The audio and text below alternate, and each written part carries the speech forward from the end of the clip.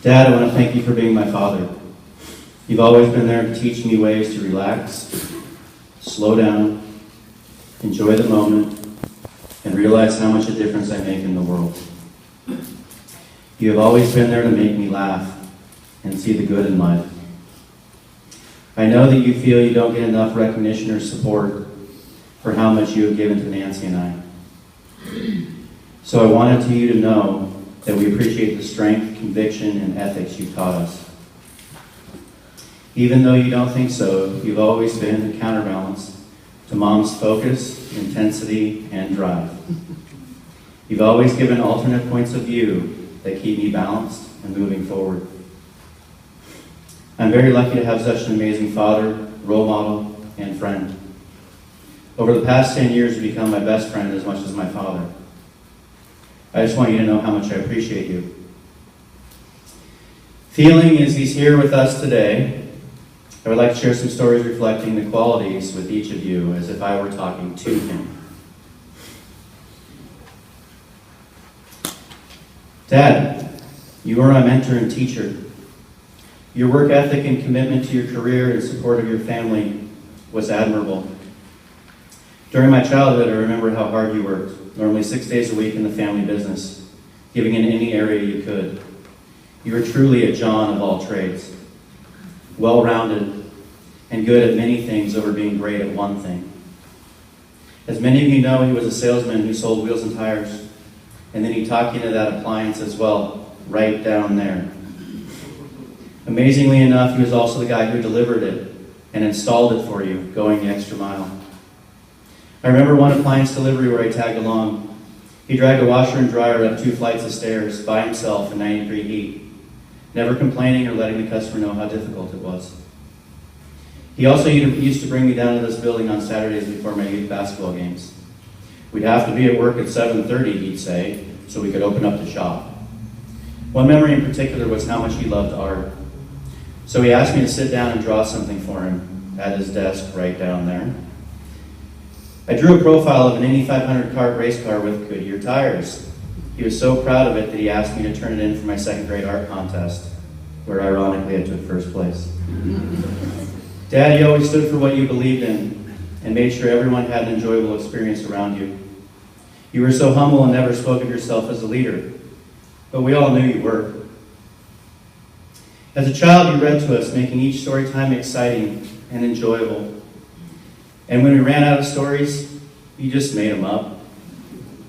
I miss your stories even today, Dad, as we never knew which were true versus which were fables. But ironically, we still learn from everyone. Dad, I'd like to thank you for teaching me how to fish at age 3, even though my first fish was a minnow the size of my pinky finger. I remember you saying it's not the size of the fish that matters, but catching it that does. I love how you always lived in the moment. Dad, thank you for teaching me to drive Grandma Carter's Chrysler Cordoba, saying, let's take it on Truth's quarter mile and light up this big 350 V8. I think you enjoyed it more than I did. At 15, I was terrified. You always enjoyed the muscle cars and big engines. You're truly a product of your generation and upbringing. Thank you for always reminding me of the forks in the road. And your statement will always stick with me. It only matters what you commit to, it only matters that you commit to a direction. Then you will know it's the right one. Thank you for leading me by example. To live up to my word, stick to what I commit to, and be responsible for my actions. Believe me, there were many, many growing pains, as he would attest to you. Wouldn't you, Dad? But I know you were proud of me. Dad, you were my inspiration and role model. In every situation presented to you, you always somehow made the best of it. You would find humor and bring levity to the situation, no matter if it was good or bad. You would share a funny comment, tell a crazy story, or just smile and laugh, making everyone around you feel better. I recall you saying, don't toot your own horn, keeping me humble. Or when I was disappointed, you would say, if you learn from it, then tomorrow is another day to apply what you learned. He always just had an amazing way to know what to say and when to say it, and bring a smile to my face. But you were also a prankster. In 2011, driving out from Denver, I ran out of gas at mile marker 10 on Highway 20 outside of Bend. Instead of calling AAA, I called you. You came to the rescue with a gas tank before the state police even arrived. I remember the state trooper asking if you knew me, and you said, "Nope, just wanted to help him out." You got praised as a good Samaritan and then went on your way. Go figure you'd help me out of a jam but not claim me as your son when an embarrassing situation arose. Later on that vacation, as in true Carter custom style, you made me a memorable mile marker sign to remind me, "Got gas?" Since then, I've never ran my vehicles under a quarter tank. Thanks, Dad. In another example from September 2014, you, Mom, and I did that road trip through Washington, starting at Mount St. Helens. While we were there, Nancy texted Mom a picture of Mount St. Helens erupting like it just happened, and we missed it.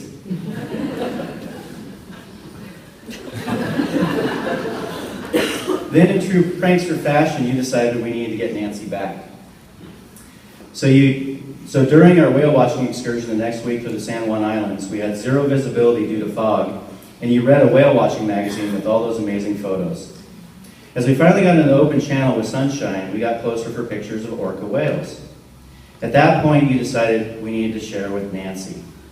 So we took a picture of an up-close breaching orca whale photo from the magazine, and I texted it to Nancy. Her classic response was, "Geez, you always get the best vacations with Mom and Dad." I remember your face, Dad. It was beet red from laughing so hard.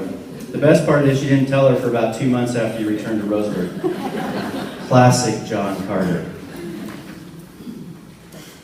But most importantly for me was your untiring, never give up attitude. Throughout all the medical challenges in your life, sorry guys. Throughout all the medical challenges in your life, you always endured. Your commendable strength proved that anyone can change if they just choose to. Your faith and conviction to succeed was demonstrated on your first day after open heart surgery, discharge.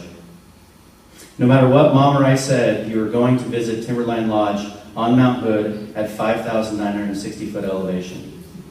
This was just another testament to your will to succeed at whatever was put in front of you.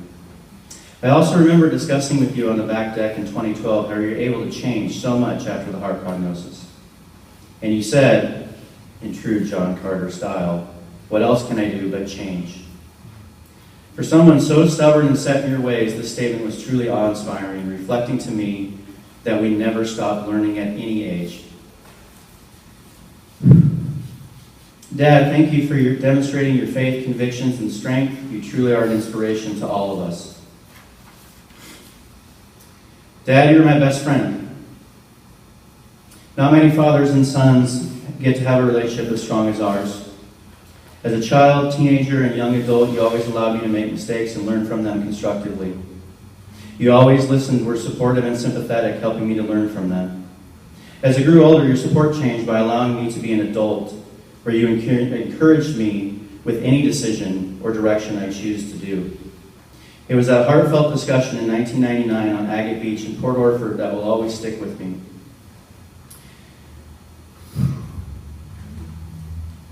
I had just moved to Denver that prior year and shared with you how I felt that I let the family down by moving away. You were so caring, reassuring, and positive, explaining how proud you were of me and how you knew I'd make a difference there.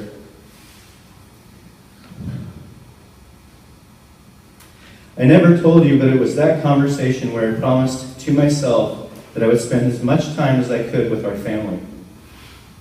Since that day, we've spent every family vacation together as friends and confidants. Dad, I'm so thankful for all of the times we shared talking about life and family and future. You were always so easy to talk to. It was one of our last conversations I cherish the most and will always hold so dear. Dad, I said to you, do you know that I talk to you over 300 days a year? You responded, no, you don't. Then I said, how many days do I talk to you a week? Smartly, you said, like every day except Saturday. It's the only day you give me off. And my response was, and how many weeks in a year? Your response was so classic. Oh, I guess you're right. That'd be 300 days. Go ahead and toot your own horn. Dad, you will always be my best friend. I miss you, man. Thank you for always looking over my shoulder, having my back. I love you, Dad.